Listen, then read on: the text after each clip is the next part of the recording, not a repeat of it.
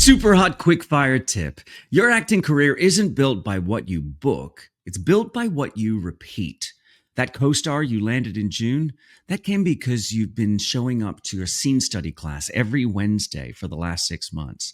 The agent who finally signed you, they remembered you because you've been showing up consistently for 2 years. It's the small, consistent things you feed your acting career every single week that actually create momentum, not that one audition you nailed, not the one workshop you took in January. So build systems you can control, weekly self-tape practices, monthly relationship check-ins, quarterly material upgrades, not goals you can't.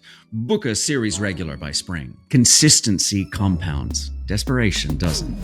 Hey, I'm Benjamin Howes. I've been a working actor in New York City for over 25 years, and this is the Working Actor NYC Practical, where we talk real-world strategies for building a successful, sustainable acting career. Goal-setting content is everywhere right now. I have fallen prey to it myself. As many of you know, I am determined to sit myself down at home in New York City for the first 6 months of 2026 and not jump out and do regional gigs in Pennsylvania or Vermont or Connecticut, because I want to up my TV and film game. And I have set myself the goal of booking a series regular or a guest star by the middle of next year. Here's the problem. That is an outcome over which I have no control. I can't make a TV network fall in love with me. We can't make producers, directors, casting directors, agents, managers flip the table and beg us to start working with them. So let's say we get to the middle of next year and I haven't booked the series regular or the guest star. The one thing I said out loud, the thing I made myself accountable for, is a miss, a failure, an L. The risk is that I start kicking myself and sit in self-blame, shame, and guilt. Self-blame and burnout sounds like an awesome way to spend the summer, right? Artists' timelines don't work like other business timelines. Results aren't predictable. We can't scale our businesses in the same way that a cookie factory can. Momentum comes in unpredictable bursts. And then January comes around and you think, well, I've got to make this year better than last year. Let's set some goals. And those goals, born of panic, are almost always outcomes that we have no control over. So what do? Look at the things you can control. You may not be able to control the outcomes, but you do get to control the inputs. So that's where we're going to focus our attention and build the momentum we need to get the rewards. They may not be the exact outcomes we thought we wanted. They may be even better, only in a way we hadn't considered. That's what this episode is about. So if we agree that traditional goal setting doesn't necessarily work for actors, what do we do instead? We build systems, we build rhythms, we build repeatable habits that actually feed your career instead of waiting for lightning to strike. Because while you can't control who books you, you can absolutely control the quality of what you're putting into the ecosystem. And in the acting world, there are 4 types of inputs that actually move your career forward. Not 10, not 37, 4. And the more consistently you feed these 4 categories, the more momentum you create, even if the results show up at weird, unpredictable times, which they always do. So let's break these down, because this is the part nobody taught us in drama school, but it's the part that actually builds a career. So the first of the 4 categories that actors can control: craft inputs. This is the fuel of the work, and it's the one we all love. This is the acting itself. We're talking scene study, on-camera class, voice work, dialects, whatever sharpens your instrument. If you feed your craft consistently across the year, you get better.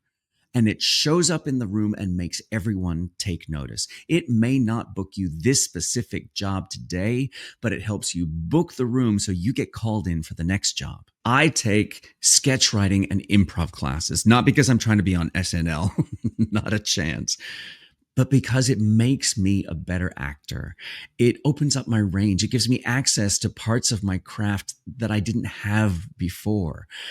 And sometimes it shows up in a project in a way that I had never expected. The craft inputs are where you build your foundation. This isn't about collecting classes like Pokemon cards. This is about consistent, deliberate practice. Even if it's just running sides with a friend once a week, even if it's recording a monologue you've done 100 times, but trying a completely different choice. The payoff might not be immediate, but it compounds. The next category you can control, visibility inputs, letting the industry find you. This is the category that makes a lot of actors uncomfortable. We're talking self-tapes, clips, showcases, a clean actor's access profile, a website that doesn't look like it was built in 2008, a certain amount of social media presence. Let me be very clear. This is not about going viral. This is not about trying to become an influencer. This is about being discoverable, professional, and easy to understand. When a casting director Googles you at 11 p.m. because they're trying to figure out if you're right for a role, what do they find? Is your website functional? Can they see what you look like? Can they get a sense of your work in under 60 seconds? I know actors who are incredibly talented but impossible to find online. Similarly, I know actors who are less experienced but who have booked because a casting director could easily get access to their singing reel online. That visibility books and makes you look like a working professional. Visibility inputs are about removing friction. Make it easy for people to say yes to you. Update your actor's access. Record clean self-tapes that show your range. Post a clip from that reading you did. Put up a website. It doesn't have to be fancy. It just has to exist and not embarrass you. Small, consistent actions. That's all this is. The next category that you can absolutely control, relationship inputs. This is the long game that nobody teaches you, and it's the quiet engine of your career. And it's the category that a lot of actors completely ignore. The follow-ups, the thank yous, the I hope you're well email, or you just popped into my head text message to the person you worked with 2 years ago. The class with the casting director you actually admire rather than the one TikTok told you to take because they cast Marvel movies. Here's what I know after 25 years of doing this. Relationships compound. People remembering you compounds. I booked a role this year because a director I worked with in 2016 thought of me when a project came up. I didn't hustle for that. I didn't even know he was working on it. But I had kept in touch. I had sent an email when I saw that he directed something that I loved. He loves the podcast. Nothing aggressive, just present. This doesn't mean being fake or transactional. It means being a human being who values the people you've met and worked with. It means showing up to support other actors' work. It means saying thank you when someone brings you in, even if you don't book. And here's the bonus. This is a category you absolutely have control over. You can't make someone cast you, but you can absolutely send a thoughtful email. You can show up to that reading. You can stay in touch. Most actors don't do this, which means if you do, you're already ahead. The last category is infrastructure inputs. This is your career's plumbing. It's all the unsexy stuff. Headshots, resume clarity, understanding your casting lane, your self-tape setup so you're not reinventing the wheel every audition. This is the category that usually gets stale because it's boring. But this is what gives you stability. Think about it. If you have a clean, well-lit self-tape setup in your apartment, you're not scrambling every time an audition comes in. If your headshots actually look like you and communicate your type, casting directors aren't confused. If your resume is formatted correctly and tells a clear story, people can figure out where you fit. I can't tell you how many actors I know who are constantly in crisis mode because they haven't built any infrastructure. They're constantly redoing their headshots because they shot without a strategy and never got any good ones in the first place. They're always apologizing for their self-tape quality. They're always updating their resume at the last minute. It's exhausting and it's completely avoidable. Infrastructure inputs are about building systems that support your career so you're not constantly starting from zero. Get your headshots right once. Build a self-tape setup that works. Clarify your type and your wheelhouse so you're not auditioning for everything and booking nothing. This stuff isn't glamorous, but it's the difference between being a professional and being in constant chaos. Okay, so now you've got 4 categories.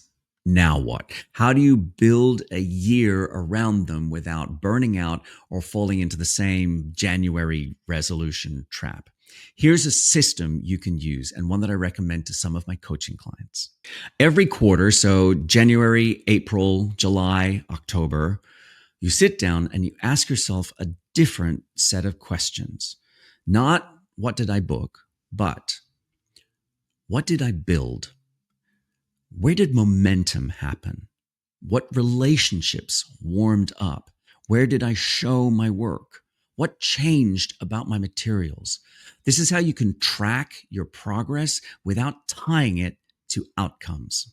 Maybe you didn't book that co-star, but you did take an on-camera class that completely shifted how you work. Maybe you didn't get an agent, but you reconnected with 5 people from your MFA program, and one of them invited you to audition for their short indie film. Those things matter. Those things compound. The quarterly review replaces New Year's resolutions. It keeps you honest without making you feel like a failure if the external outcomes haven't hit yet. I do mine at the end of every quarter. I look at what I invested in across the 4 categories. I look at what's working. I look at what I'm avoiding, and I adjust. This is how pros stay on track, not by setting giant goals in January and giving up by March, but by building, reviewing, and adjusting every 90 days. From there, each month you choose one action from each of the 4 categories, just one. That way you're giving balance without burnout. So, for example, in December, for craft, take 1 voice lesson and run sides with a scene partner. Visibility, update my actor's access with new credits and a new clip. Relationships, reach out to 3 casting directors I've worked with and send holiday greetings. Infrastructure, finally update my self-tape lighting setup that's been driving me crazy. That's it. 4 things, totally doable. And at the end of the month, I've made progress in areas that actually build my career. You're not trying to do everything. You're trying to feed the ecosystem consistently. Some months you'll do more. Some months life happens and you'll do less. But if you can get one action across each of the categories most months, you're miles ahead of where you were last year. And here's the key. You're building momentum that isn't dependent upon external validation. You aren't waiting for someone to give you permission to be a working actor. You're just being one. And then weekly, you build a rhythm you can actually stick to. Let's say Mondays are admin. That's when you update submissions, respond to emails, follow up on auditions. Wednesdays are for practice, run sides, record self-tapes just for practice, work on new material. Fridays are for relationships. That's when you reach out to people, comment on their work online, send thank yous. Or maybe yours looks totally different. Maybe you're a teacher who can only work on this stuff on the weekends. Or maybe you work nights, so your rhythm looks completely different. That's fine. Make it work for you. The point is small, repeatable actions that create momentum instead of giant New Year promises you can't sustain. It's this kind of stuff I've been working on for years now, and it's the thing that keeps me sane. I'm not scrambling. I'm not in crisis mode. I'm just building week after week, month after month. And the career that I have now, the one that sustains me, it came from that consistency, not from one big break. Here's the hard truth, and I say this with love. Stop setting booking goals. You can't control them. And when you don't hit them, You spiral. I've been there. It sucks. Stop chasing timelines. Your career isn't going to unfold like a business plan. Artist timelines don't follow business timelines. Results are not predictable. Momentum comes in unpredictable bursts, and that's okay. Stop comparing your progress to your classmates from 2011. You don't know what their actual life looks like. You're seeing the highlight reel. And even if they are booking more than you, so what? There's room for everyone. Their success doesn't cancel out yours. Stop pretending January is going to magically reset anything. January 1st is just another day. The actors who work consistently, they've been building systems all year. They aren't waiting for some magical New Year fresh start. Your career isn't a New Year's resolution. It's an ecosystem. Your job is to feed it consistently with inputs you control. That's it. If you build your year around these 4 inputs, craft, visibility, relationships, and infrastructure, you will create momentum. You will get better. You will get seen. You will create relationships that matter.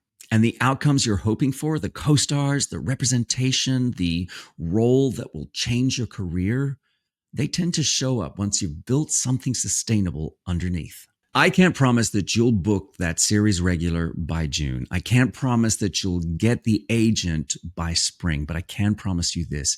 If you feed your career consistently, if you build instead of waiting, you will be in a much better place a year from now, a place that is stronger, more sustainable, and way less dependent on things you can't control. If you want help building your system for 2026, that's exactly what we do here every week. So subscribe. Check out the links below and check out theworkingactornyc.com for coaching if you're interested in getting fast, specific results. Let's build something that lasts.